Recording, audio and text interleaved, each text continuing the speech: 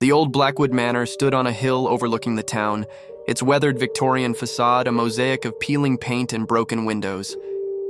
Locals whispered tales of the previous owners, the reclusive Blackwood family, who had vanished one stormy night decades ago, leaving behind only their echoing silence. One sweltering summer, a group of thrill-seeking teenagers dared each other to spend a night in the infamous house.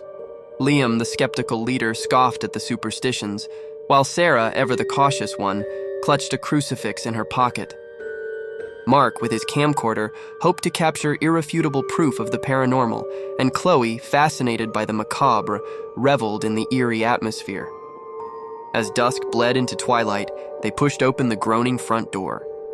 The air inside was heavy and cold, thick with the scent of dust and decay. Shadows danced in the flickering beam of Liam's flashlight, contorting familiar objects into monstrous shapes.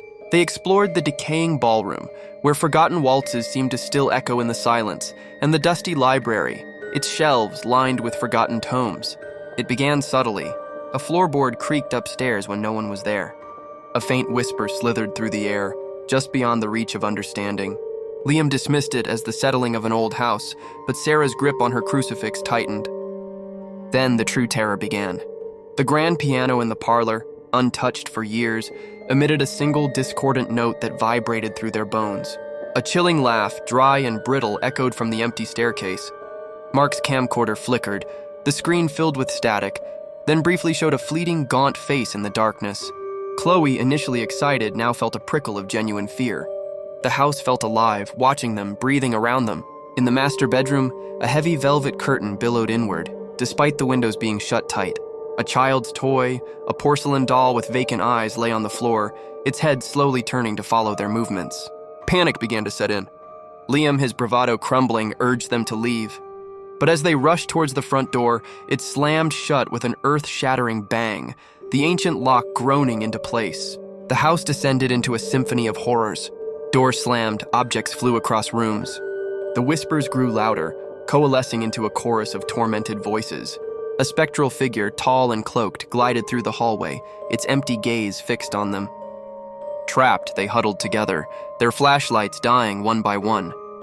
The air grew impossibly cold, their breath misting in front of their faces. They heard the frantic scratching of unseen nails on the walls and the distant, mournful cries of a child. As dawn approached, a sliver of light pierced through a broken window, weakly illuminating the terror-stricken faces of the teenagers. The paranormal activity began to recede, the voices fading, the slamming doors quieting.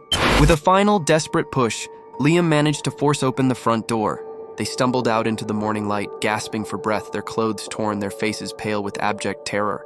They never spoke of what happened inside Blackwood Manor that night, and they never dared to return.